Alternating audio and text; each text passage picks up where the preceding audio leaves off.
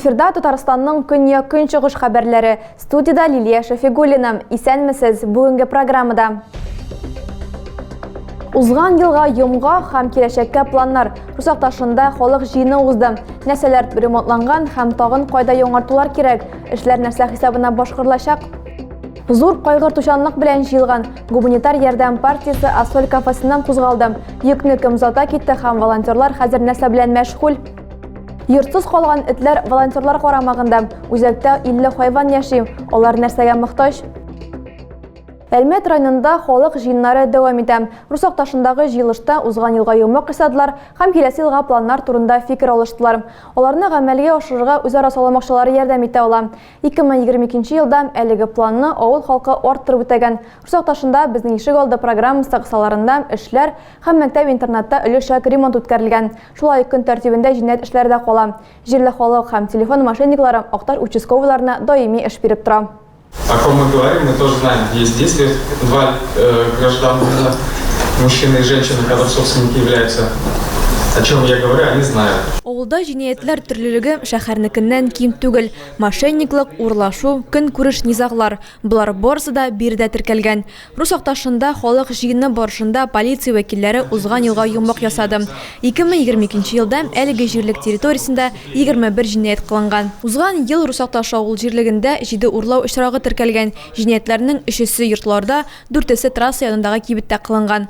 Аларның күбесе ачылган. Җирле участок полиция хезмәткәрләре шәхескә каршы 9 җинаять, кеше үтерү белән янау, сәламәтлеккә зыян китерүләр теркәлгән.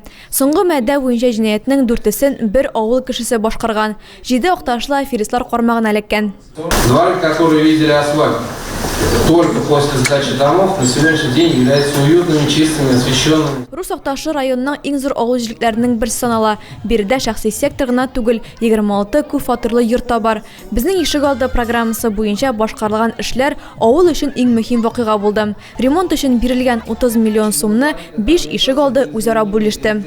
Яңартулар белән бәйле тагын бер вакыйга бар. Сәламәтлекләре ягыннан мөмкинлекләре чикле балалар өчен җирле мәктәп-интернатның биналары капиталь ремонт кичерде. Хәзер биредә 108 укучы белем ала. Авылның калган ихтыяҗларын җитәкчелек һәм халык үзара салым акчалары белән өлешчә ябарга ниятли. Кайгыртучанлык белән тупланам, җылы сүзләр белән китереләм. Асфальт кафесыннан гуманитар ярдәм янә хәрбиләргә җибәрелде. Йөкне тапшыру бурычы запастагы чик сакчылар җилкәсенә төште. Алгы сызыккан иләр җибәрделәр һәм кирәк-яраклар җыю дәвам ителәчәкме? Волонтерлар маскировка шелтәрләре әзерли. Бу кайгыртучан куллар үргән 69-нчы ятмә. Хәзер аны сак кына төрәләр. Ашыгалар. Тиздән Асфальт кафесына гуманитар йөк ташый торган машина килергә тиеш. Ярдәмне запастагы чик сакчылары озата барачак. Дистәләгән төргәк, зур һәм кечкенә тартмалар. Һәрберсендә язулар. Йөк җентекләп тутырылган. Төргәкләрдә битараф булмаган авыл һәм шәһәр халкы китергән кирәк-яраклар. Кайбер хатын-кызлар как, кайнатма, активистлар оек-баш һәм башлык эшкә киемнәр әзерләгән. Азык-төлек дарулар тулы тартмалар да бар. Бу партия белән казмай да җибәрелдем. Ул тән тиресен салкыннардан сакларга ярдәм итәчәк.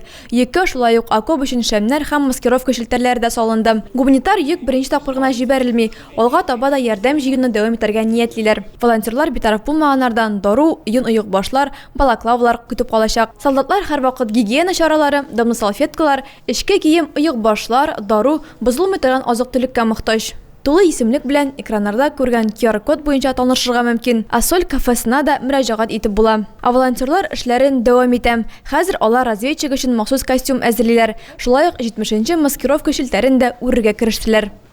Окоп шәмнәрен хәзер күп кенә волонтерлар ясый.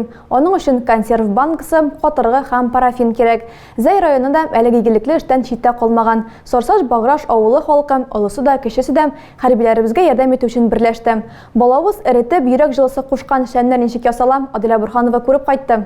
Сорсыз Баграш мәктәп укучысы Нәфис Нурәхмәтов дәресләр тәмамлангач өенә кайтырга җыенмый. Окоп өчен шәмнәр әзерләү бүлмәсенә ашыга. Гомумән кемнең буш вакыты бар, олысы кешесе бирегә җыелып хәрбиләр өчен тырыша. Окоп шәме ясауның кыенлыгы юк, үзенә хас нечкәлекләре бар. Алар калай банка, катыргы һәм парафиннан эшләнелә. Банкалар чиста, юылган булырга тиеш. Туралган парафинны пар мунчасында эретәләр, ул арада банкаларны әзерләп, эшенә махсус киселгән катыргы урнаштырыла. Аннан соң савыт эшенә эрегән парафин салына. Окоп шәме солдат өчен көнкүрештә бик тә кирәкле әйбер. Кечкенә банкадагы шәмнең яну вакыты 2 сәгать. Мәктәп коллективы 200-гә якын шәм ясаган инде. Эшне дәвам итеп 300 банканы парафин белән тутырырга уйлыйлар. Менә бу өстәлдә әзерләнгән 150 банкага 60 килограмм парафин киткән. Кечкенә банкадагылары исә окопта җылыну өчен яки шәм өчен кулланылса, менә бу олорак банкадагылары ашарга җылыту һәм чәйнек куеп, аны җылыту өчен башкарылачак. Махсус хәрби операция зонасында Баграр җирлегеннән дә катнашучылар бар. Солдатлар өчен кирәкле җайланманы әзерләүчеләрнең күңелендә бер теләк: хәрбиләрнең исән-имин әйләнеп кайтулары. Ничек кушылып китмисең безнең җегетләребезгә, минем укучылар анда, бөтенесе дә үземнең класс малайлары бөтенесе дә аларга ярдәм йөзеннән без нәрсә ярдәм итәләрбез. Шуның белән ярдәм итәбез, гуманитар ярдәмгә дә кушылабыз. Авыл халкы да бик теләп игелекле эшкә кушылган. Җирлек кибетендә тиз арада калай банкалар туплауда оештырыла. Адилә Борханова, Денис Сипатов, Көньяк-Көнчыгыш хәбәрләре. Баулыда сугбай этләргә ярдәмгә волонтерлар килгән. Алар дүрт аяклы йомшак кайларны үз канатлары астына алган. Хәзер хайваннар шәһәр читендәге вакытлыча яшәү урынында көн күрәләр. Волонтерлар белән безнең иҗат төркеме танышып кайтты. Нәкъ менә бу Граф исемле эт белән волонтерлык хәрәкәте тарихы башланган. Аның урамда машина бәрдергән, хайванның башы һәм тәпие җитди зыян күргән. Яраланган этне табып, волонтерлар төнләкләндерүгә алып киткән. Бүгенге көндә волонтерлар карамагында 50-гә якын эт исәпләнә. Алар арасында кешекләр дә бар. Кечкенә эт балаларын волонтерлар ташландык бинага урнаштырганнар. Монда иң кечкенәләре яши. За время нашего существования Безнең үзәк эшчәнлеге дәверендә 300-дән артык эт һәм мәче, яңа йорт хуҗалы булдым. Шулай ук без 200-гә якын хайванны стерилизацияләдек. наверное, в общей сложности животных. Арина Прохорова үз карамагындагы хайваннарны яратучы волонтерларның берсе. Аның сүзләренчә, биредә барлык этләр дә җылылык һәм мәхәббәт таба. Хайваннар чиста, каралган һәм тук. Волонтерлар һәр атна саен дежур тору графигы төзи. Берәүләр ризык пешерә, икенчеләре ашата, кемдер урыннарны тәртипкә китерә. Волонтерлар матди һәм физик ярдәмгә мохтаҗ. Дүрт аяклы дусларга экраннарда күргән номер буенча ярдәм итәргә мөмкин. Әлмәтнең балалар һәм яшүсмерләр иҗаты үзәге 6-нчы тапкыр Кыш бабай призлары өчен көрәшүчеләрне каршы алды. Ярышларда машина йөртүчеләр, тәрбиячеләр, укытучылар, студентлар, 1-нче сыйныф укучылары һәм балалар бакчасына йөрүчеләр катнашты. Спорт әзерлегеннән тыш ярышларда юл хәрәкәте кагыйдәләрен белүдә мөһим иде. Конкурсларга юл хәрәкәте иминлеге белгечләре һәм автоинспекторлар бәя бирде. Кыш бабай призлары кемнәргә эләкте? Дедушка Мороз, что у нас по подаркам? Подарки для ребятишек и для взрослых подготовлены. Рюкзак, календарь, тәм-томнар һәм юл кагыйдәләре язылган китаплар. Мондый бүләкләр теләсә нинди яшь вәкиле өчен файдалы. Жюридә автоинспекторлар һәм юл хәрәкәте иминлеге белгечләре утыра. Шуңа күрә ярышлардагы кагыйдәләрне катнашучылар катгый үти. А дедушка правила дорожного движения соблюдает? А как же? У меня навигатор есть, олень. Кыш бабай призларына спорт конкурсы 6-нчы тапкыр үткәрелә. 2023 елда катнашучылар һәм оештыручылар 2 еллык тәнәфестән соң очрашты. Ярышлар пандемия чикләүләр сәбәпле үткәрелмәде. Җиңү өчен 36 кешедән торган 6 команда көч сынашты. Тәҗрибәле ата-аналар, студентлар, күптән түгел генә машина йөртә башлаучылар һәм булачак ата-аналар белән ярышты. Папы это уже опытные. Әтиләр машина йөртүчеләр генә түгел, аларның өстәвенә бала тәрбияләүдә дә тәҗрибәләре бар. Ярышларда алар балалары белән катнаша. Үзе бер истәлекле вакыйга.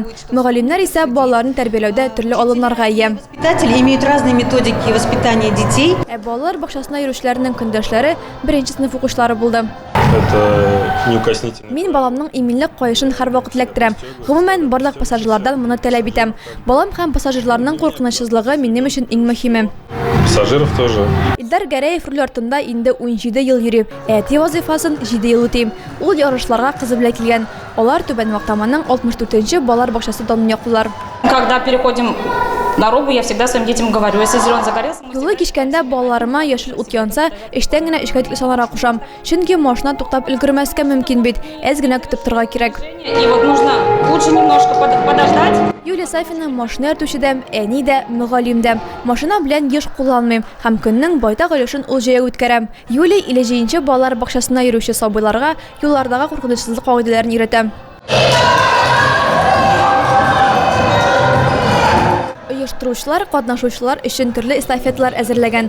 Олы яшьтәгеләр мәктәп елларын искә төшерсәм, кечкенәләр юл куркынычлыгы кагыйдәләрен тагын бер кат кабатлый алды. Барлык этапларны да узганнан соң Кыш бабай һәр катнашучыга бүләкләр өләште. Жюри дуслык җиңде дигән нәтиҗәгә килде. Тагы да күбрәк яңалыклар һәм тапшырулар безнең сайтыбызда урнаштырыла. Без социаль челтәрләрдә бар, хәбәрләр юлагыз. Бүгенгә менә шулар. Мин сезнең белән сау булашам. Исән-имин булыгыз.